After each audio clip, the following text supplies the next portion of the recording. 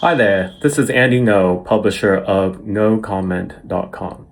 So in Portland, we have some of the stupidest people in elected office and some of the worst grifters in the political activist scene. I want to highlight somebody for you. Portland City Council member Candace Avalos. She was elected on a campaign of how tiring it was to be a Black woman in America, how tiring it was to be Latinx, how exhausting it was to be so heavyset. And in a insane place like Portland, where white liberal guilt runs the politics of the city, it worked. She was elected.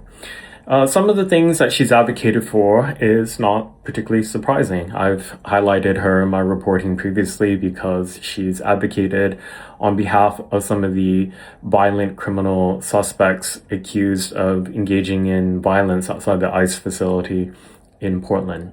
Now, on the 26th of October, her car was destroyed outside her home in a pretty large fire that took place. And immediately, she and her surrogates and left-wing activists said that this was an attack by the far right, by white supremacists.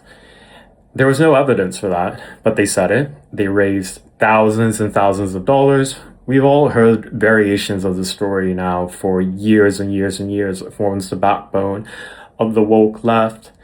Portland City Council said that taxpayer funds would be used for her day-to-day security needs. There was an investigation, but not just any investigation. You see, she's a Black Latinx woman on city council. She's better than us. So she had a multi-level agency investigation, all hands on deck.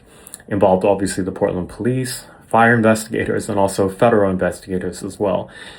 And after days of investigating, they have somebody in custody. They have a suspect for felony reckless burning.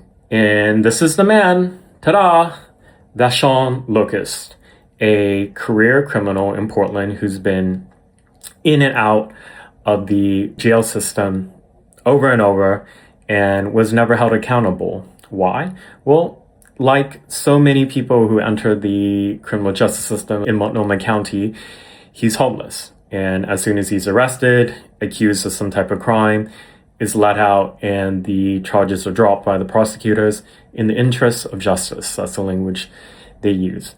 When this information was presented to Ms. Avalos and her supporters, the public, did they accept it? No. And they've continued to maintain that the investigation is corrupt, somehow not legitimate, and that she really is the victim of white supremacist far-right violence.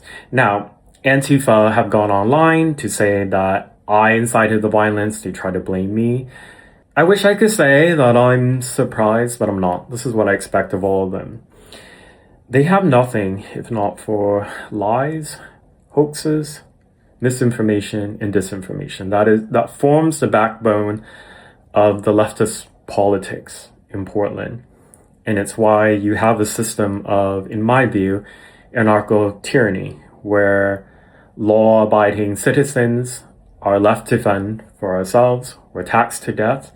And if you have the right politics or identity, you can commit crimes with impunity and get away with it over and over, get praise for it, get people on city council defending you.